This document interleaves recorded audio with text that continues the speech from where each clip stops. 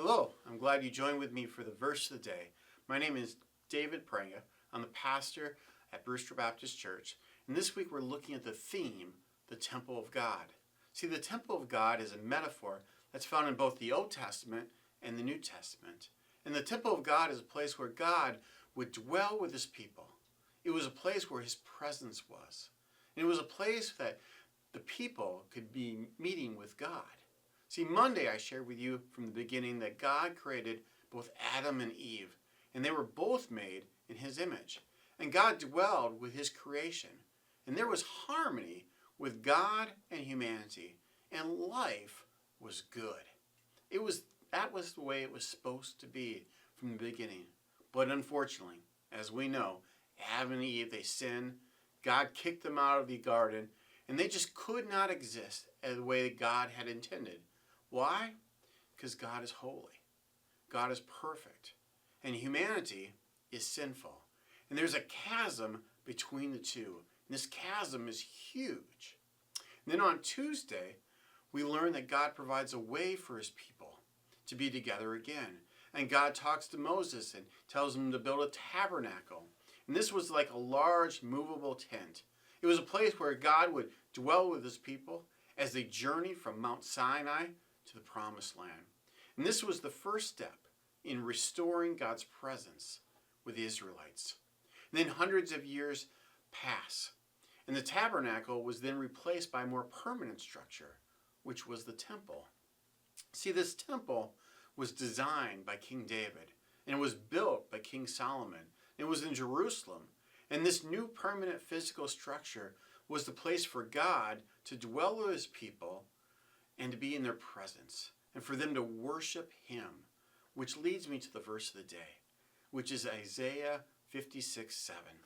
It says, "Their burnt offerings and sacrifices will be accepted on my altar, for my house will be called a house of prayer for all nations."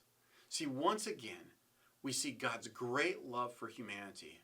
God wants to dwell with his people and rule, and his spirit and presence was at the temple. And it was through the temple that God not only manifested his love and care for Israel, but for anyone in every culture that could come to Jerusalem to worship him. But unfortunately, just in the case of Adam and Eve, the Israelites rebelled against God. They were evil, they were full of injustice, and God destroyed the temple. And he had the people go in exile again from their land. But what do we learn from this passage? What do we learn about why God made the temple? Well, the first thing that we learn is that God had a great desire to manifest his love and care for Israel. See, God cared about the other cultures.